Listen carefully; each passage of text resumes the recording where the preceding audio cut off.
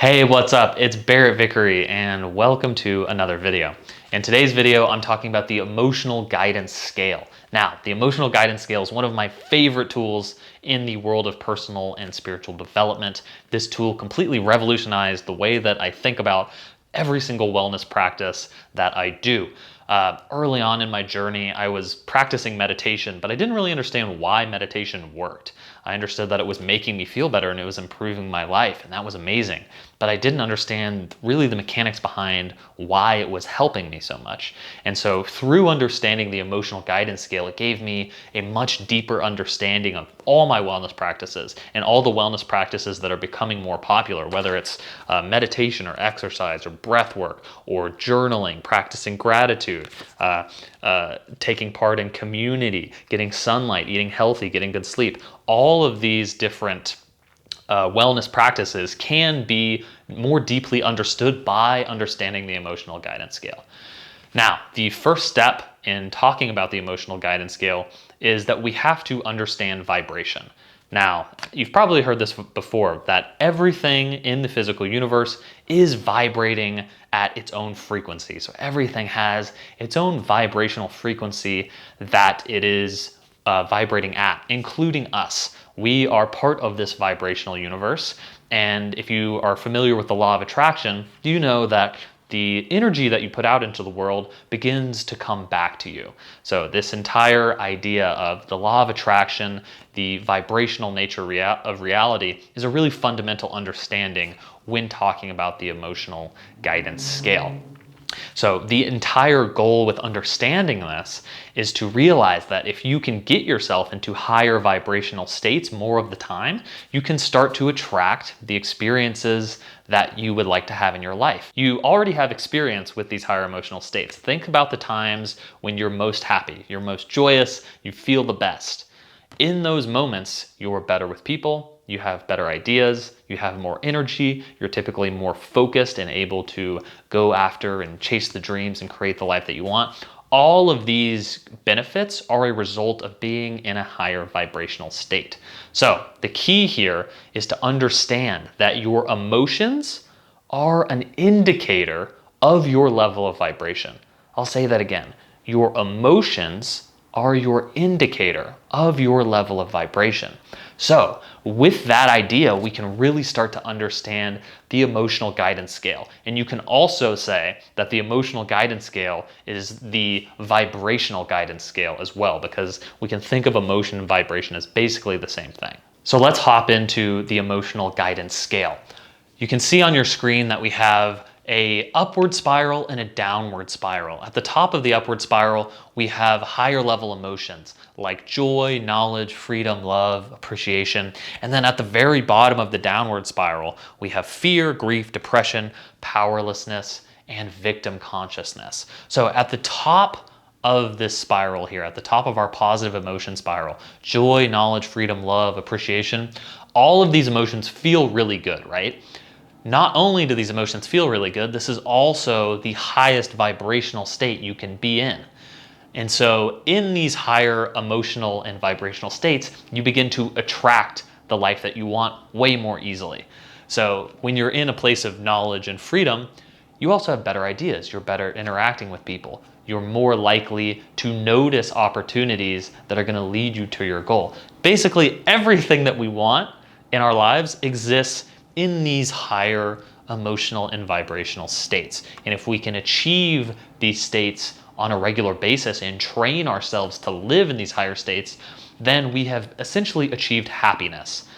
In many ways, this is the goal of personal development and the goal of different practices like yoga, meditation, and the aspiration of many different philosophies throughout history. Okay, so let's go through these really quickly and just talk through how this emotional scale works. So at the top, you have joy, knowledge, freedom, love, and appreciation. This is the highest state that you can be in. But a step below that, you have passion. Passion is when you feel excited to create the life that you want. You have passion for art. You have passion for your business. You have passion for a lover. You have passion for life itself. Now, this is just one step down from joy and knowledge and freedom. So it still feels really amazing. Being in a state of passion is great. And from this place, we have motivation. We have the drive and the excitement for life. A step below passion is enthusiasm. Enthusiasm is when you're in a social situation and you're just like the most positive person there. You're excited to be alive. You feel positive expectation and excitement for the life that you're living. This is enthusiasm, having a kind of permanent positive perspective. One step down is positive expectation, is the expectation that things are going to work out for you and that you're excited for life as it comes to you. You believe that everything works out for you, right? In this positive expectation, this is also where confidence lives. The most confident salespeople, the most confident business people are typically the most successful because they're in a higher vibrational state more of the time. They understand that optimism and a positive mindset is essential to success in sales and success in business in general. That is partially because, and largely because, they're in a higher vibrational state more of the time. Step below positive expectation is optimism. Optimism is a more general sense of positive expectation. You can see that all of these are similar in nature, right? Optimism is a positive perspective, a more generalized view of life that says, you know what, things are going to work out for me. I'm doing pretty well. I think that I'm a lucky person. I'm smart. I can figure this out. General sense of optimism. But notice how it's getting from joy, knowledge, and freedom is a very intense level of emotion, a very high level of vibration. Optimism is more general. It still feels really great, and this is a great place to hang out. Step down one to hopefulness. Hopefulness is a little bit different than optimism. It's less confident than optimism. Optimism is saying, you know, everything is going to work out for me. Hopefulness is saying, well, I hope everything works out for me. I have some level of belief that it will work out. And so notice how we're walking down the scale here. Right below hopefulness is contentment. Now, contentment is the closest that we have to neutral on our positive emotional scale. Now, being in contentment is still a pretty good place to be because you're still on the upward spiral. And realize that contentment is oftentimes the goal of yoga, meditation, and different religious disciplines, especially in the East. Oftentimes, Eastern spiritual masters will say, just be content, like just find contentment, like that is the goal. The reason that's the goal is because contentment is still on the upward spiral. So if your goal is to get all the way up into joy, knowledge, freedom, love, and appreciation where these masters live, then contentment is the place where you want to start. And so the spiritual master who is permanently in a place of joy, knowledge, love, freedom, and appreciation, that person is going to give you the advice to seek contentment, because from contentment you can build. And that's a really interesting point, is that masters throughout time have attained this highest state. In yoga, this is called samadhi. You can call it enlightenment as well. It is joy, knowledge, complete love. And they've so practiced themselves into this state that they're permanently there and they can't be budged off. Even if something bad happens in life, they may jump from joy, knowledge down to passion, but that's about it. So many of these masters will tell their students to seek contentment, because this is the closest place to neutral and it's still pretty good. Let's go down to the downward spiral now. A step down from contentment we see is boredom. So boredom is a little bit less great than contentment. It's basically being at a place of neutral, but not feeling great about being at a place of neutral. Boredom is being right below neutral and saying, man, I wish I was higher. See, that attachment, that simple attachment and wishing and kind of craving to be feeling better can put us into a lower vibrational state. So boredom, but it's also, boredom isn't necessarily terrible. It's a lot better to be bored, we'll see, than to be angry. Okay, so now we're going to start walking down this emotional scale. From boredom down to pessimism. Pessimism is like being bored, but also being bored with the world, right? It's saying the world is dead. you know, the world is not even worth, it's not even worth being here. Nothing is going to change. You know, it's being exhausted and tired of the world at large and your life at large. That's pessimism. One step down from pessimism, we have frustration, irritation, and impatience. So you see now it's starting to get a little bit more frantic. So not only are we upset with the world now, but also we're starting to get more upset with ourselves. As we go down the emotional scale, we'll see a lot more internal self-loathing and self-harm with the mind, okay? So we have frustration, irritation, and impatience. Going down one is overwhelm.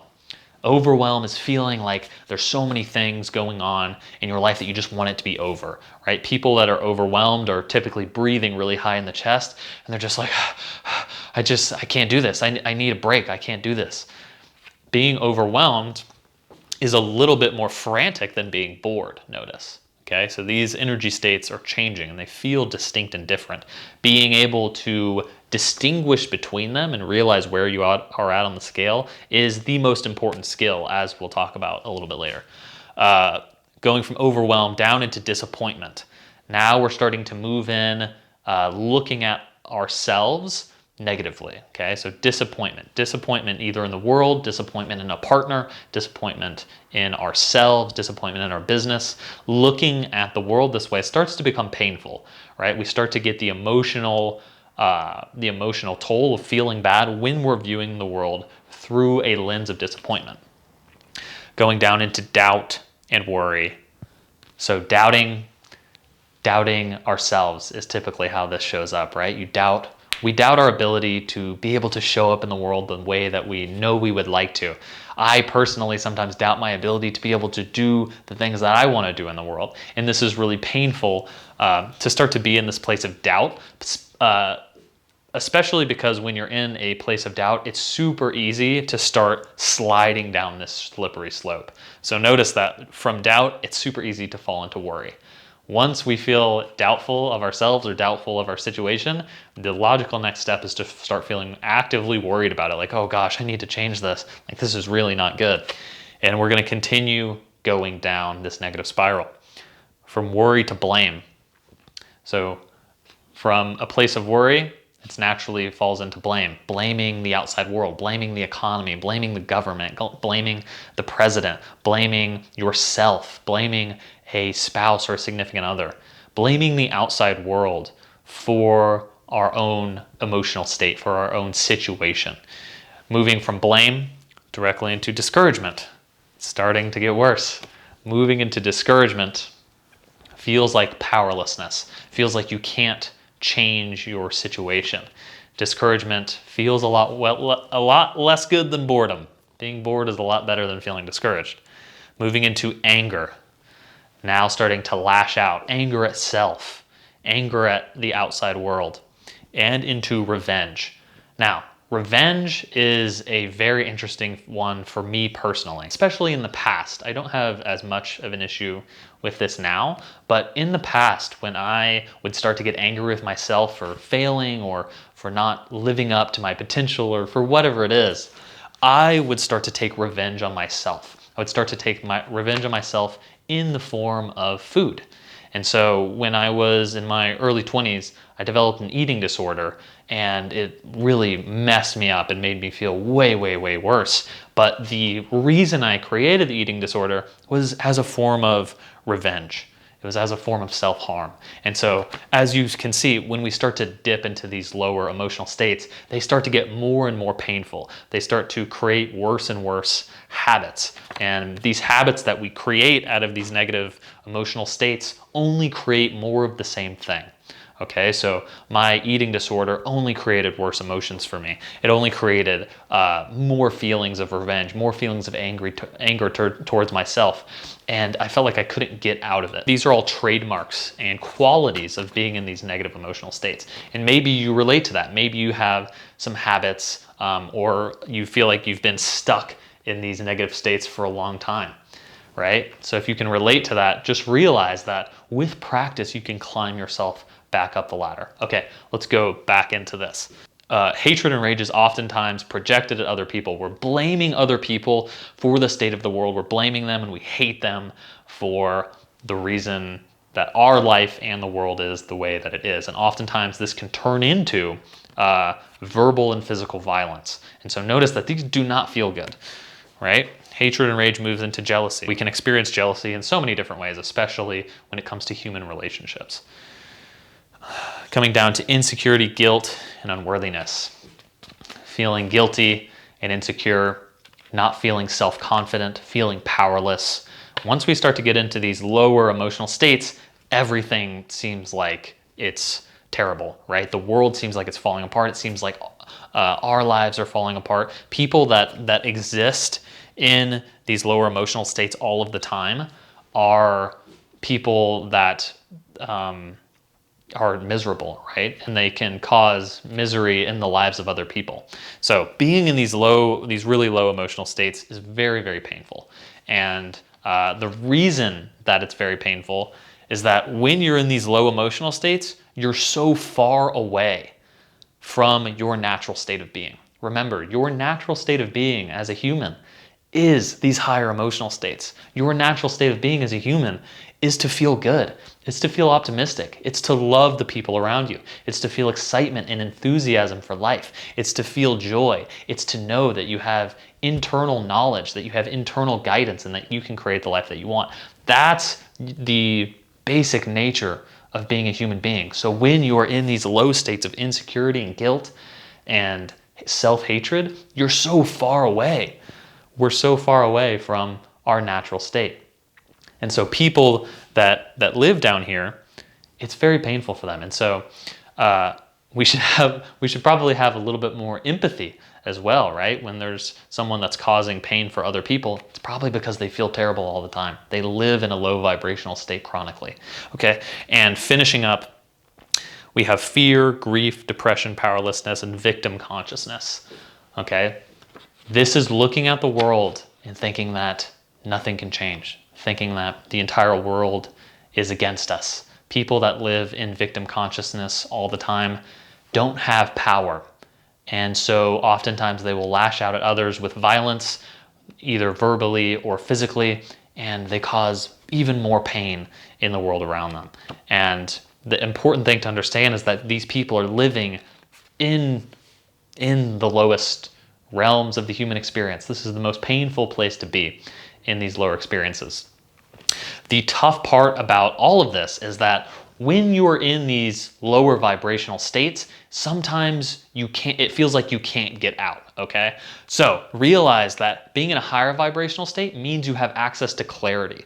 Clarity is the knowing that there's another direction to go. Clarity is understanding how to get from where you are to a better state of being. When we're in low vibrational states, we don't have access to clarity. Clarity is a benefit of being in a higher vibrational state. So when people live in lower vibrational states, they often report feeling trapped. In addition to having self-awareness of what our emotion and what our level of vibration is, the second key to using the emotional guidance scale is realizing that you have to walk yourself up these emotions one step at a time. We can't jump directly from a state of fear, grief, and depression all the way up to joy, knowledge, freedom, love, and appreciation.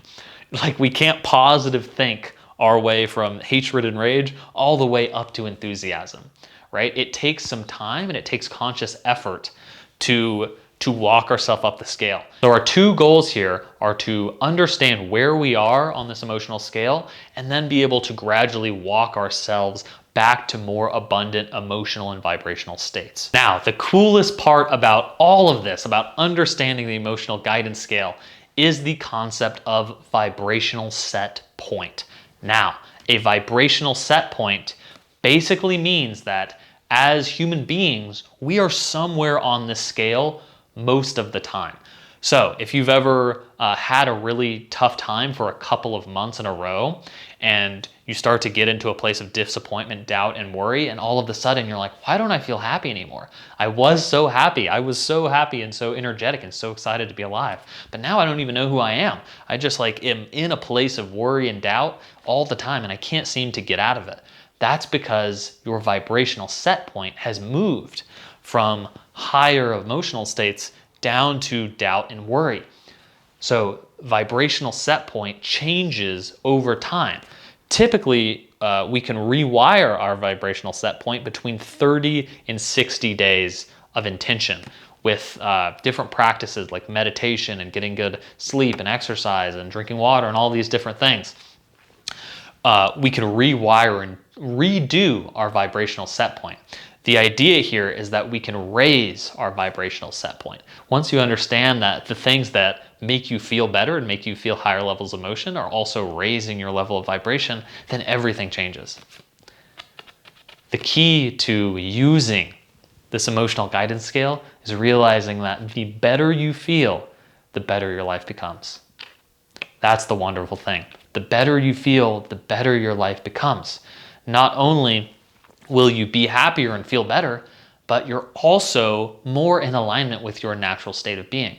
You'll be funnier, you'll be better with people, you'll be better at creating businesses and creating good ideas. And the universe responds to higher states of vibration. So, creating the life that we want becomes so much easier when we're in these higher vibrational states. And the key here is understanding that we can condition our level of vibration over time. We can raise our vibrational set point over time. And it only takes between 30 and 60 days to really start to make serious progress to becoming just a more permanently optimistic person. Imagine if you could change your entire mindset to be more permanently self-confident, to be more permanently passionate about your life, to be more permanently enthusiastic and open and caring. That's the goal of understanding the emotional guidance scale. Real quickly, a couple of tools that you can use to raise your level of emotion.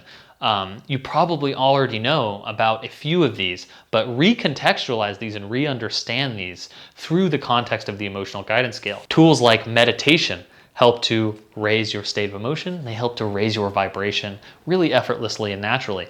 Tools like practicing gratitude each day. Tools like getting enough sleep and high quality sleep.